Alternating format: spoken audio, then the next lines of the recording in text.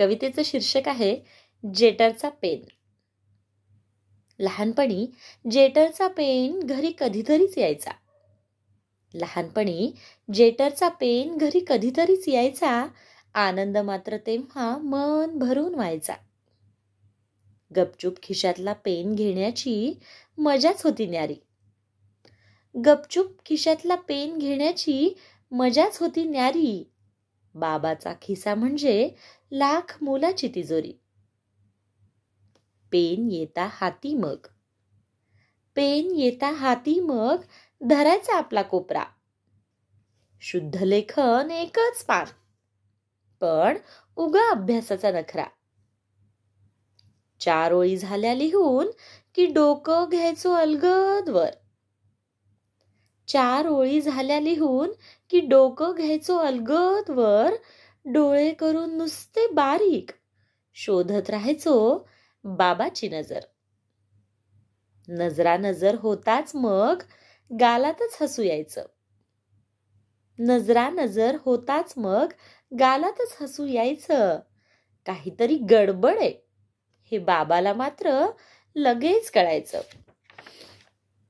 चिमटी दाबून बोटांची, चिमटी दाबून बोटांची घट्ट अक्षरे गिरवायचो. पानं पलटून हात फिरवून जणू लेकरूच आपलं कुरवाळायचो.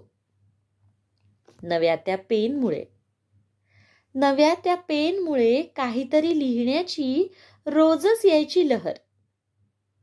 नव्या त्या पेनमुळे काहीतरी लिहिण्याची रोजच यायची लहर. रफ आणि फेअर करता करता व्हायचा शाईचाच कहर. मान टाकलेला पेन मग, मान टाकलेला पेन मग पुन्हा गपचूप जायचा खिशात.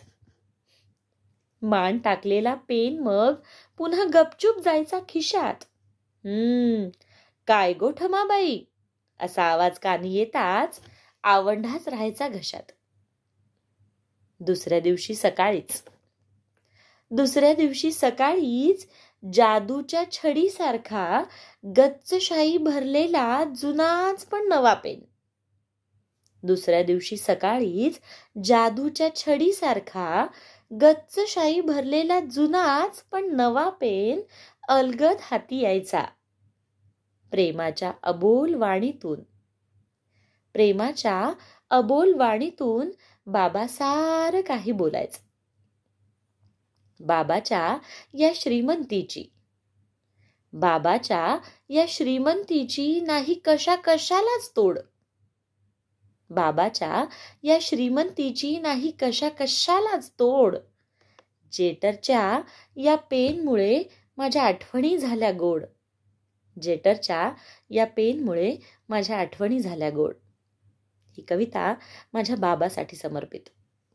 धन्यवाद.